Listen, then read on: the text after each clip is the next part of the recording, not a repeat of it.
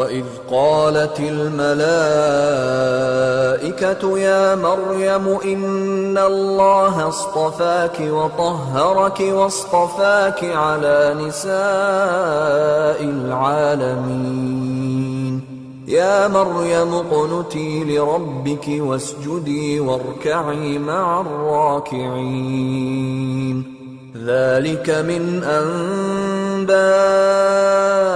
الغيب نوحيه إليك وما كنت لديهم إذ يلقون أقلامهم أيهم يكفل مريم وما كنت لديهم إذ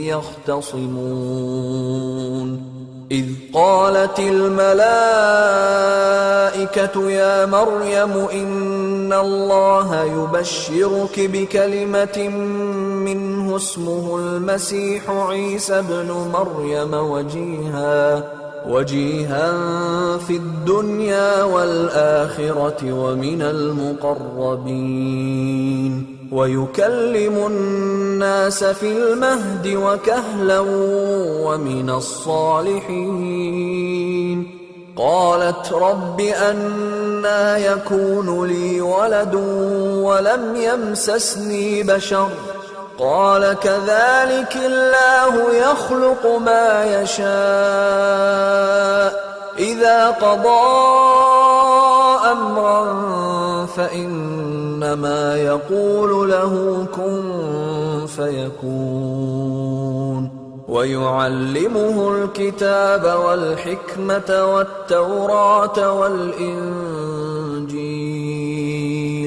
ورسولا إلى بني إسرائيل أني قد جئتكم بآية من ربكم أني أخلق لكم من الطين كهيئة الطير فأنفخ فيه فيكون طيرا بإذن الله وأبرئ الأكمه والأبرص وأحيي الموتى بإذن الله وأنبئكم بما تأكلون وما تدخرون في بيوتكم إن في ذلك لآية لكم إن كنتم مؤمنين ومصدقا لما بين يدي من التوراة ولأحل لكم بعض الذي حرم عليكم وجئتكم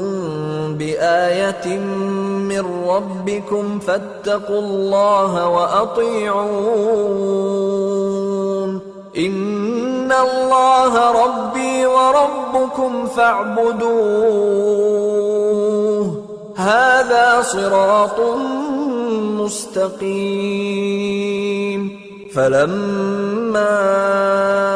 أحس عيسى منهم الكفر قال من أنصاري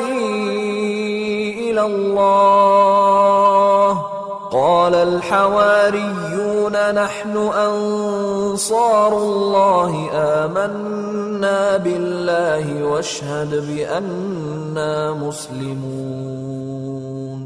ربنا آمنا بما أنزلت واتبعنا الرسول فاكتبنا مع الشاهدين ومكروا ومكر الله والله خير الماكرين और जब फरिश्तों ने मरियम से कहा कि मरियम अल्लाह ने तुमको बरगुजीदा किया है और तुम्हें पाक बनाया है और दुनिया जहान की औरतों में से तुमको मुंतखब किया है, ए मरियम अपने परवरदिगार की फर्माबरदारी करना और सजदा करना और रुकू करने वालों के साथ रुकू करना। ए नबी, ये बातें अखबार गैब में से हैं जो हम तुम्हारे पास भेजते हैं। और जब वो लोग अपने कलम बतौर कुरा डाल रहे थे कि मरियम का कफील कौन बने, तो तुम उनके पास नहीं थे और न उस वक्त ही उनके पास थे जब वो आपस में झगड़ रहे थे।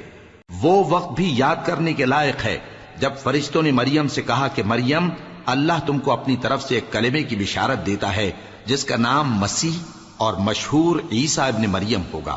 اور جو دنیا اور آخرت میں آبرو مند اور مقربین میں سے ہوگا، اور ماں کی گود میں اور بڑی عمر کا ہو کر دونوں حالتوں میں لوگوں سے یکساں گفتگو کرے گا اور نیکوکاروں میں ہوگا۔ مریم نے کہا کہ پروردگار، میرے ہاں بچہ کیوں کر ہوگا کہ کسی انسان نے مجھے ہاتھ تک تو لگایا نہیں۔ فرمایا کہ اللہ اسی طرح جو چاہتا ہے پیدا کرتا ہے، جب وہ کوئی کام کرنا چاہتا ہے تو ارشاد فرما دیتا ہے کہ ہو جا، تو وہ ہو جاتا ہے۔ اور وہ اسے کتاب و حکمت اور تورات اور انجیل کا علم عطا کرے گا، اور عیسیٰ بنی اسرائیل کی طرف پیغمبر ہو کر جائیں گے اور کہیں گے کہ میں تمہارے پاس تمہارے پروردگار کی طرف سے نشانی لے کر آیا ہوں، وہ یہ کہ تمہارے سامنے مٹی سے پرندے کی صورت بناتا ہوں، پھر اس میں پھونک مارتا ہوں تو وہ اللہ کے حکم سے سچ مچ پرندہ ہو جاتا ہے، اور پیدائشی اندھے اور ابرص کو تندرست کر دیتا ہوں، اور اللہ کے حکم سے مردوں کو زندہ کر دیتا ہوں، اور جو کچھ تم کھا کر آتے ہو اور جو اپنے گھروں میں جمع کر رکھتے ہو سب تم کو بتا دیتا ہوں۔ اگر تم صاحب ایمان ہو تو ان باتوں میں تمہارے لیے نشانی ہے، اور مجھ سے پہلے جو تورات نازل ہوئی تھی اس کی تصدیق بھی کرتا ہوں، اور میں اس لیے بھی آیا ہوں کہ بعض چیزیں جو تم پر حرام تھیں ان کو تمہارے لیے حلال کر دوں، اور میں تو تمہارے پروردگار کی طرف سے نشانی لے کر آیا ہوں۔ تو اللہ سے ڈرو اور میرا کہا مانو، کچھ شک نہیں کہ اللہ ہی میرا اور تمہارا پروردگار ہے، تو اسی کی عبادت کرو، یہی سیدھا رستہ ہے۔ پھر جب عیسیٰ نے ان کی طرف سے انکار و نافرمانی ہی دیکھی تو کہنے لگے کہ کوئی ہے جو اللہ کا طرفدار اور میرا مددگار ہو؟ حواری بولے کہ ہم اللہ کے طرفدار اور آپ کے مددگار ہیں، ہم اللہ پر ایمان لائے اور آپ گواہ رہیں کہ ہم فرمانبردار ہیں۔ اے پروردگار، جو کتاب تو نے نازل فرمائی ہے ہم اس پر ایمان لے آئے اور تیرے پیغمبر کے متبع ہو چکے، تو ہم کو ماننے والوں میں لکھ رکھ۔ اور وہ یعنی یہود قتل عیسیٰ کے بارے میں ایک چال چلے، اور اللہ نے بھی عیسیٰ کو بچانے کے لیے تدبیر کی، اور اللہ بہترین تدبیر کرنے والا ہے۔